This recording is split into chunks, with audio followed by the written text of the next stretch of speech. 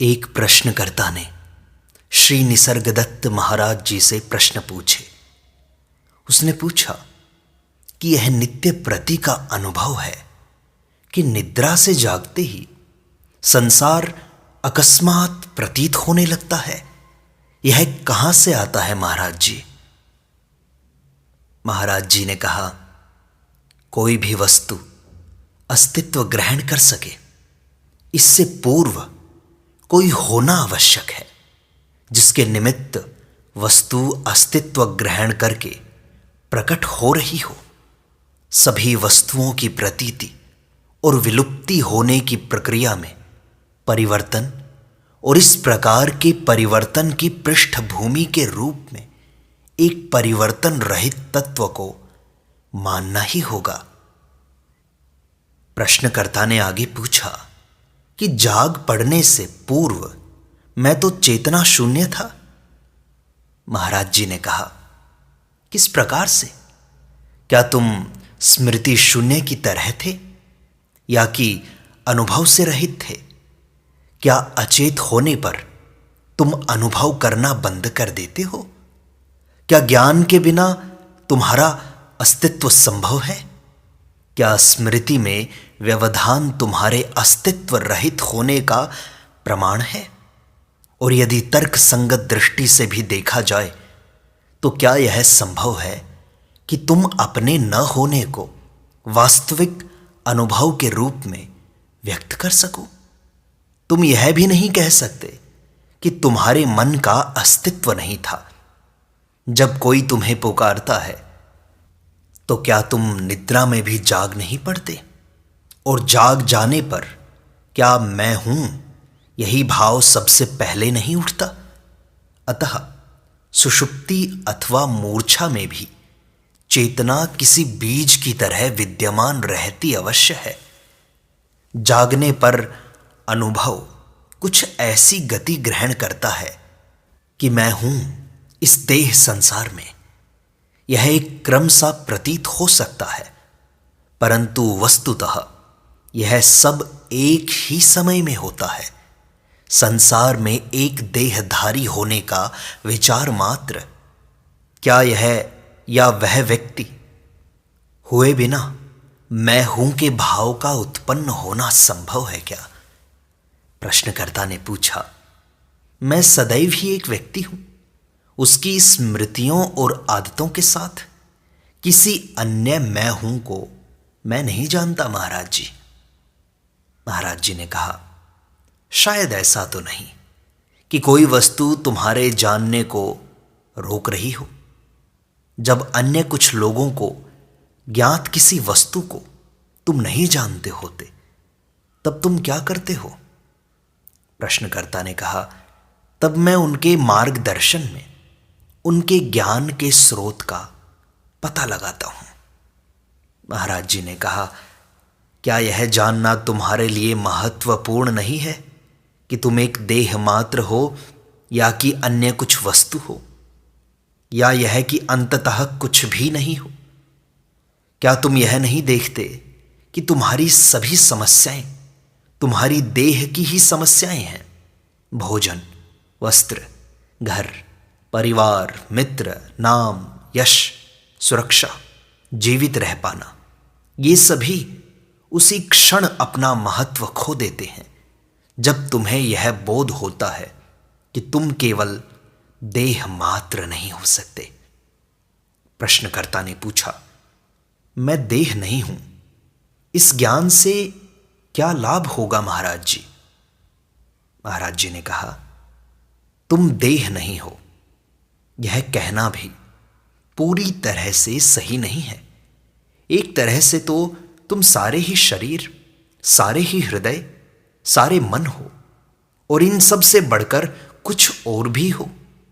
मैं हूं इस भाव में गहरे उतरो और तब तुम्हें ज्ञात होगा।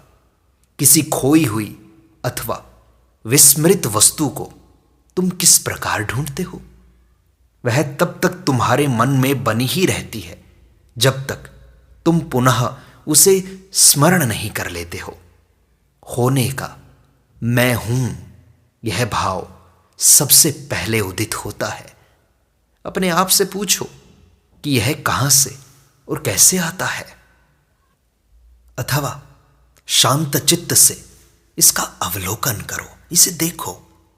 जब मन इस मैं हूं में स्थिर होता है और निश्चल बना रहता है, तब तुम एक ऐसी अवस्था में प्रविष्ट हो जाते हो जिसका वर्णन तो नहीं कर सकते, पर उसे अनुभव किया जा सकता है। तुम्हें केवल इतना करना है कि पुनः पुनः प्रयास करते रहो। मैं हूं यह भाव तो निश्चित ही सदैव ही तुम्हारे साथ रहता है। तुमने तो बस देह, अनुभवों, विचारों, धारणाओं, अपने स्वामित्व की वस्तुओं इत्यादि सबको इससे जोड़ दिया है। ये सभी स्वतादात्म्य भ्रमित करते हैं। उनके कारण तुम अपने आप को उस प्रकार से मान बैठते हो जिस प्रकार तुम वास्तव में नहीं हो। प्रश्नकर्ता ने पूछा, तो मैं क्या हूं महाराज जी? महाराज जी ने कहा, यह जान लेना पर्याप्त है कि तुम क्या नहीं हो। तुम्हें यह जानने की आवश्यकता नहीं कि तुम क्या हो, क्योंकि जब तक हम ज्ञान को संवेदन या धारणा के माध्यम से, जाने हुए शब्दों के माध्यम से अभिव्यक्त करते हैं, तब तक आत्मज्ञान जैसी कोई वस्तु नहीं होती। क्योंकि जो तुम हो उसे पूर्ण निषेध के अतिरिक्त अन्य किसी प्रकार से वर्णित करना संभव नहीं। तुम बस इतना कह सकते हो कि मैं यह अथवा वह नहीं हूं, मैं यह हूं। इसे इस प्रकार से कहने का कोई तरीका नहीं है जिससे कि इस बात का पूर्ण अर्थ प्रकट किया जा सके। इसका अपने आप में कुछ अर्थ नहीं निकलता। जिसे भी तुम यह अथवा वह के रूप में इंगित कर सको, तुम नहीं हो सकते। निश्चित रूप से तुम कुछ अन्य नहीं हो सकते। तुम कल्पना या संवेदन की क्षमता में सीमित वस्तु नहीं हो, परंतु फिर भी तुम्हारे भाव में संवेदना अथवा कल्पना संभव नहीं होती। तुम हृदय को भावपूर्ण हुआ देखते हो, मन को सोचते हुए और देह को कार्य में रत देखते हो। इस प्रकार की संवेदना से यही सिद्ध होता है कि तुम वह नहीं हो जिसकी संवेदना तुम्हें होती है। क्या तुम्हारे अभाव में संवेदना, अनुभव इत्यादि संभव है? अनुभव सदा किसी के संबंध में हुआ करता है। कोई तो होना आवश्यक है जो कि उसे अपना घोषित करे। बिना अनुभव करता के अनुभव वास्तविक न होगा। यह तो अनुभव करता ही होता है जो कि अनुभव को सत्यता प्रदान करता है। जो अनुभव तुमसे संबंधित नहीं, उसका तुम्हारे लिए क्या मूल्य होगा? प्रश्नकर्ता ने पूछा, अनुभव करता होने का भाव, मैं हूं का भाव, क्या यह भी एक अनुभव नहीं है महाराज जी? महाराज जी ने कहा, स्पष्ट ही है कि जो भी अनुभव किया जाता है अनुभव ही है, तथा प्रत्येक अनुभव में उस अनुभव का अनुभवकर्ता उदित होता है। स्मृति निरंतरता का भ्रम उत्पन्न करती है।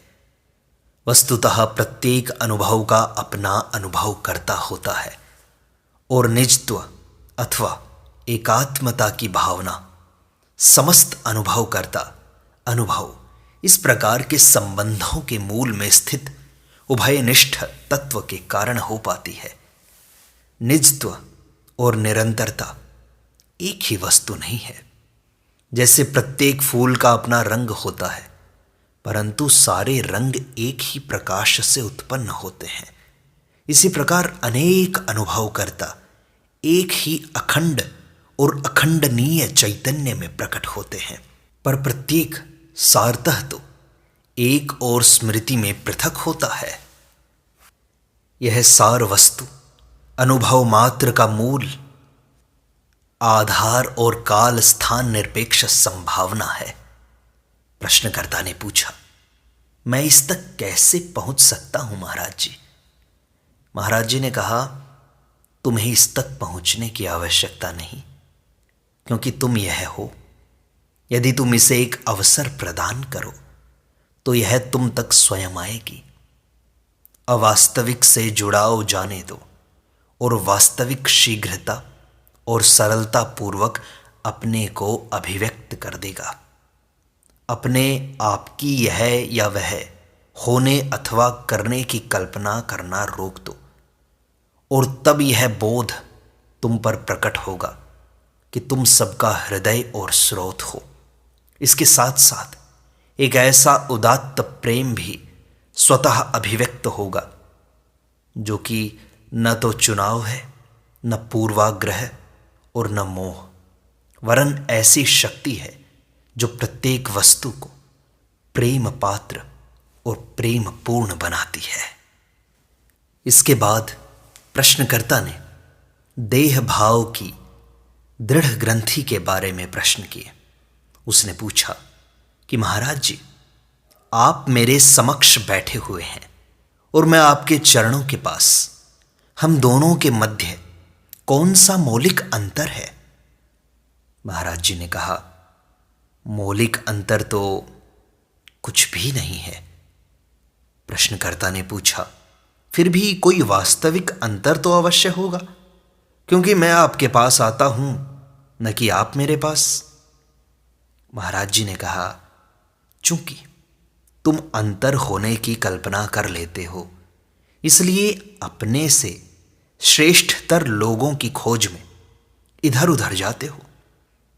प्रश्नकर्ता ने पूछा, आप भी एक श्रेष्ठतर मनुष्य हैं। आप वास्तविक को जानने का दावा करते हैं, जबकि मैं ऐसा दावा नहीं करता। महाराज जी ने कहा, क्या मैंने कभी तुमसे ऐसा कहा कि तुम नहीं जानते, इसलिए तुम हीनतर हो? जिन लोगों ने ऐसे अंतरों की खोज की है, उन्हें ही इन अंतरों को सिद्ध करने दो। मैं ऐसा कुछ जानने का दावा नहीं करता जिसे तुम नहीं जानते, और वास्तव में तो मैं तुमसे बहुत कम जानता हूं। प्रश्नकर्ता ने पूछा, आपके शब्द प्रज्ञापूर्ण है महाराज जी। आपका आचरण उदात्त और आपकी कृपा सर्वाधिक शक्तिमान है। महाराज जी ने कहा, मैं इन सब के बारे में कुछ नहीं जानता और तुम में मुझ में किसी प्रकार का अंतर नहीं देखता। तुम्हारी तरह ही मेरा जीवन भी घटनाओं का एक क्रम है। अंतर बस यह है कि मैं निर्लिप्त हूं और गुजरते दृश्य को गुजरते हुए दृश्य की तरह देखता हूं, जबकि तुम उन विभिन्न बातों में लिप्त हो जाते हो और उनके साथ साथ गतिशील रहते हो। प्रश्नकर्ता ने फिर पूछा, महाराज जी, आप इतने धैर्यवान कैसे बन सके? महाराज जी ने कहा, ऐसा विशेष कुछ कारण नहीं है, केवल इतना भर हुआ कि मैंने अपने गुरु पर भरोसा रखा।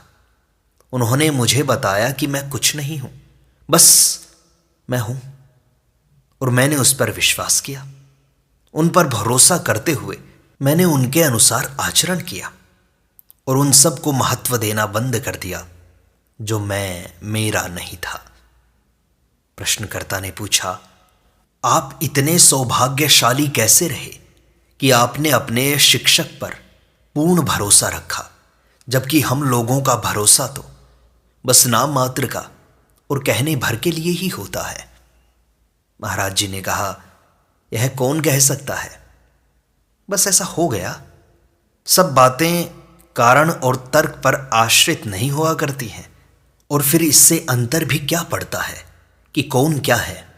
मेरे बारे में तुम्हारी ऊंची धारणा तुम्हारी धारणा ही तो है।